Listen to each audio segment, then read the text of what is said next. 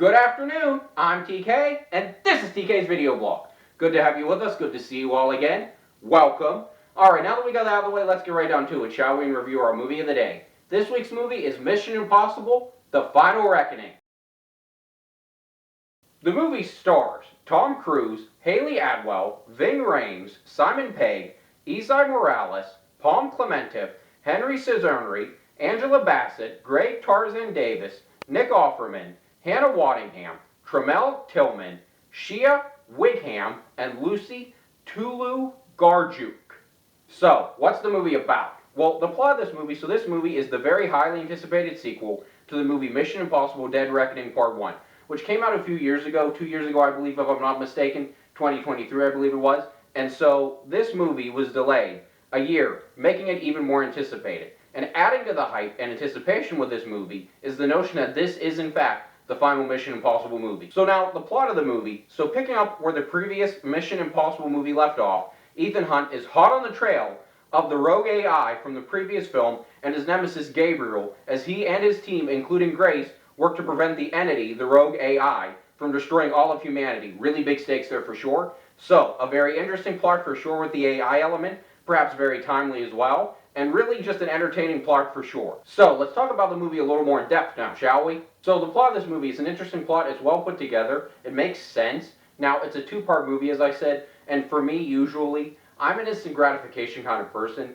so I don't usually like two-part movies. That's probably a weakness of mine. That being said, it works in this case. It delivers really, really well. Now, I will say, this movie, is very, very dialogue-driven. It's not as action-packed as Dead Reckoning, and I think by far, Dead Reckoning is the better movie. That being said, this movie works. It works being dialogue-driven. It's interesting.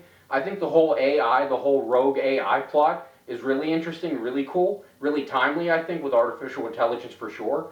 I think having Ethan Hunt meet Grace and having Grace kind of be an equal and be a very strong character in her own right is also really cool to see. I really love that element as well. And also having Ethan Hunt come up against Gabriel, his nemesis, that's really cool to see too. Really cool dynamic there as well. Overall, there are a lot of bits and pieces, a lot of moving bits and pieces in this movie, and a lot of balls in the air, you might say. And I think they all work. It seems a little much at times, but they all work. It's well done. It's really a great send-off for the Mission Impossible movie series for sure. I really like it. The plot really works. There's great continuity throughout from the previous movie and the previous movies as well, which I have to commend them on as well. So really overall great plot and really great send-off to the Mission Impossible movie series for sure. Now the casting in the movie, so Tom Cruise, he's very well cast. He's great as Ethan Hunt. Everybody who's seen Mission Impossible knows that. And he does his own stunts, which brings a level of authenticity to the role, which is great to see translates well on screen. And he's just, I mean, superb in this role, superb in every role he's in, but superb in this role for sure.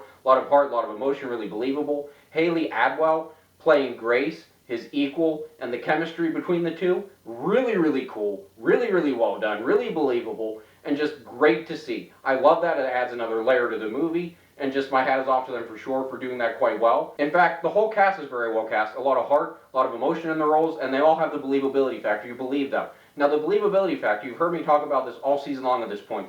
The believability factor is, if you believe what a cast is saying on screen, what they're selling on screen, you're going to connect with it better. You're going to connect with it on a deeper level. It's going to come across better and be more authentic, and I think it really, really is in this case. So my hat is off to them for sure there as well. Really, really high marks for sure there as well. Now, the visual effects, the VFX in the movie, so those are well done. Of course, Tom Cruise doing his own stunts.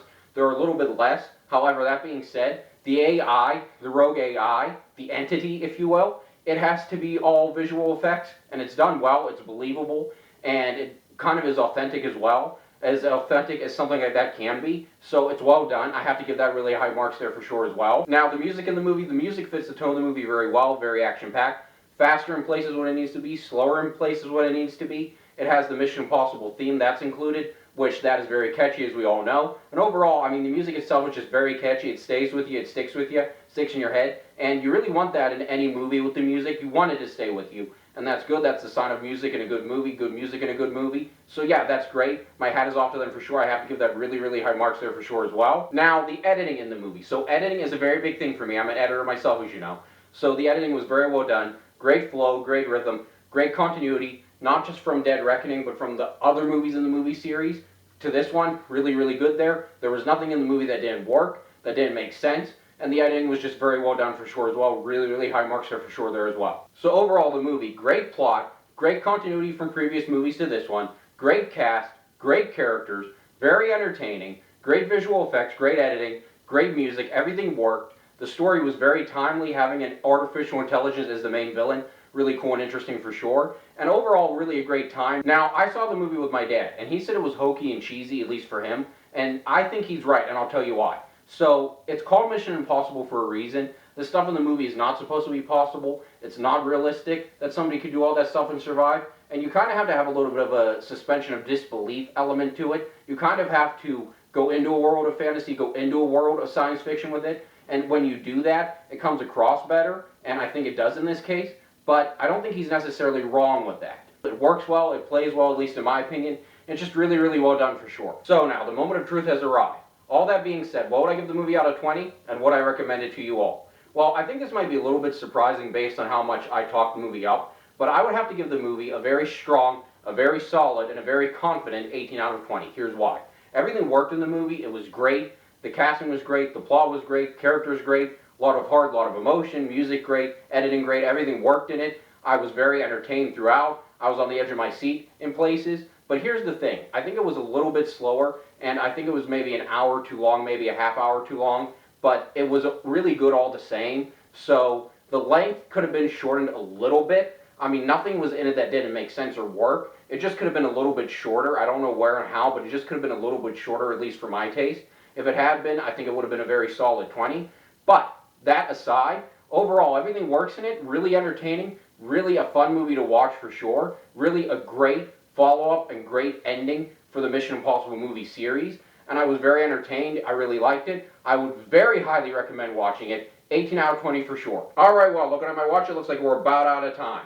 So please, until next week, remember I'm pointing in the comment section now. Reach out. I want to hear from you all. What do you like about this blog? What don't you like about this blog? What could I do differently or better on this blog? All the good stuff and then some. I'd really, really love to hear from you all. I really, really would. Also, please remember, all season long, reach out. Recommend a movie, TV show, book, song, album for me to review. And I might just review it for you all right here on TK's video blog. Now, I can't always promise you'll like the review or agree with every single thing I have to say in the review. What I will promise you all is this. I will always keep it fair, and I will always keep it honest, as my commitment to you all, as always. So, with that all being said, please, until next week, take care, be safe, and goodbye, everyone. Have a great weekend. I'll see you right back here next week.